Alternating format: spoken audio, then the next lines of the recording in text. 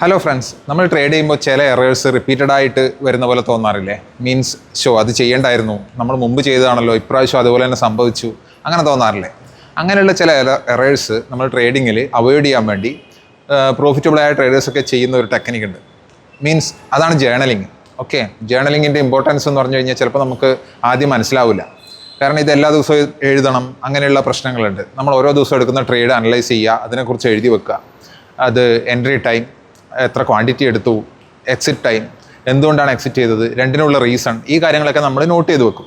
അപ്പോൾ എന്താ ഗുണം എന്ന് വെച്ച് കഴിഞ്ഞാൽ നമ്മുടെ എക്സെല്ലോ അങ്ങനെയൊക്കെയാണ് ചെയ്ത് വെക്കുന്നതെങ്കിൽ ഫോർ എ ലോങ് ടേം നമുക്കിപ്പോൾ ഒരു 6 months ഒക്കെ കഴിഞ്ഞ് നമുക്ക് അനലൈസ് ചെയ്ത് കഴിഞ്ഞാൽ ഏത് സമയത്താണ് നമുക്ക് കൂടുതൽ നല്ല ട്രേഡുകൾ വന്നിട്ടുള്ളത്, അല്ലെങ്കിൽ ഏത് സമയത്താണ് നമ്മുടെ ട്രേഡിങ് ലോസ് വരുന്നത്, അല്ലെങ്കിൽ ഏത് സെറ്റപ്പിലാണ് നമുക്ക് ഇഷ്യൂ വരുന്നത്, അങ്ങനെയുള്ള കാര്യങ്ങൾ നമുക്ക് സുഖമായിട്ട് അനലൈസ് ചെയ്തെടുക്കാൻ പറ്റും. അപ്പോൾ നമ്മൾ ഇത് ചെയ്യുമ്പോൾ ഒരു കാര്യം ശ്രദ്ധിക്കണം, നമ്മൾ ഓണസ്റ്റ് ആയിരിക്കണം. എന്താണ് റീസൺ എന്നുള്ളത് നമുക്ക് കറക്റ്റായിട്ട് അതിൽ എഴുതാൻ പറ്റണം.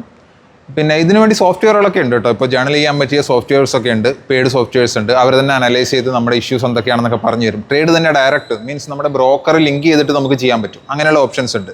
നമുക്കിപ്പോൾ സിമ്പിളായി സ്റ്റാർട്ടിങ് ചെയ്യാൻ പറ്റുന്നത് നമ്മൾ കാര്യങ്ങൾ എഴുതി വെക്കുക, എന്നിട്ട് ഒരു മന്ത്ലി ബേസിസിൽ അനലൈസ് ചെയ്ത് കഴിഞ്ഞാൽ നമുക്ക് എന്താണ് നമ്മുടെ പ്രശ്നം എന്നുള്ളത് ഏകദേശം കണ്ടുപിടിക്കാൻ പറ്റും. പിന്നെ നമുക്കൊരു വിന്നിങ് സ്ട്രാറ്റജി ഉണ്ടാക്കിയെടുക്കാൻ അത് നല്ലതായിരിക്കും.